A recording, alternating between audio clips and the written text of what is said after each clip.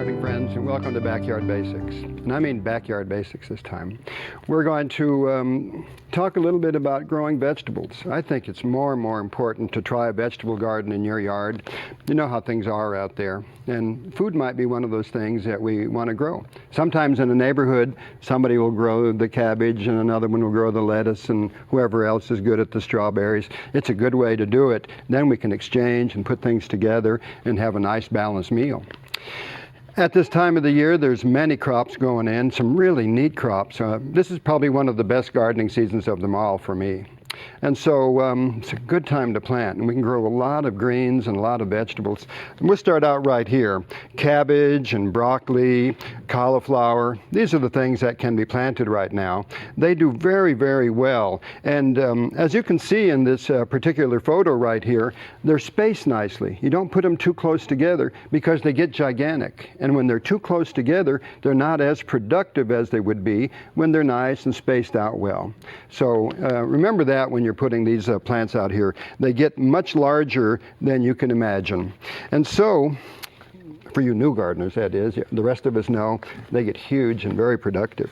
One of the things that you're looking for when you're planting is a nice healthy root system. This one is really good. This is a little six-pack right here, and you can see a real strong root system right here. As a matter of fact, it might even be too much, because they have trouble getting out of there into the soil. So the thing to do is to loosen it slightly. Just take some of those roots apart and just release some of that.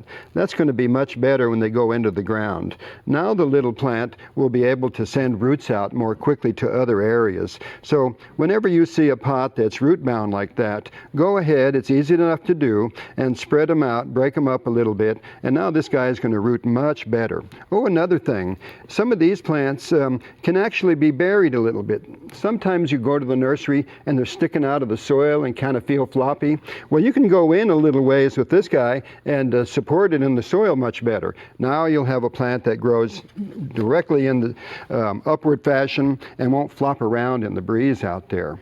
So another thing that we might be doing is planting some lettuce. And we can go in there and plant some lettuce that is spaced properly, like you see right here. This is in the hoop house, and once again, even lettuce as individual plants will get quite large, really kind of nice and big. So again, you don't want to space them that much. You want to put them kind of close and yet give them room.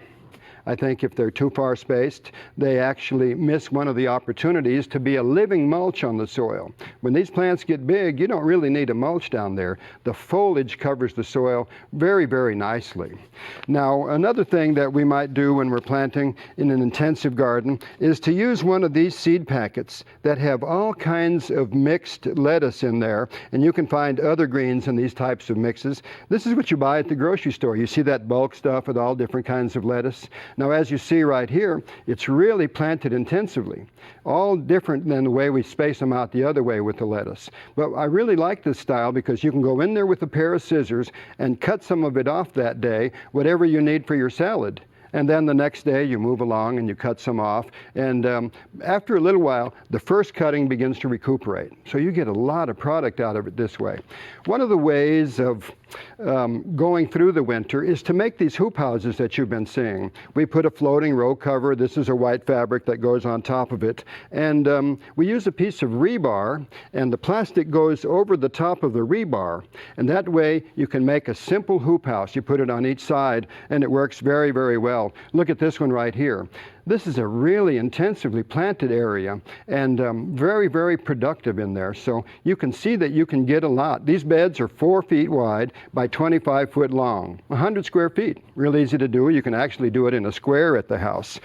I like to use a little bit of earthworm castings when I'm planting. It makes a big difference. This is one of those things, if you don't know what earthworm castings are for, is to get plants off to a great start. It really does a wonderful job.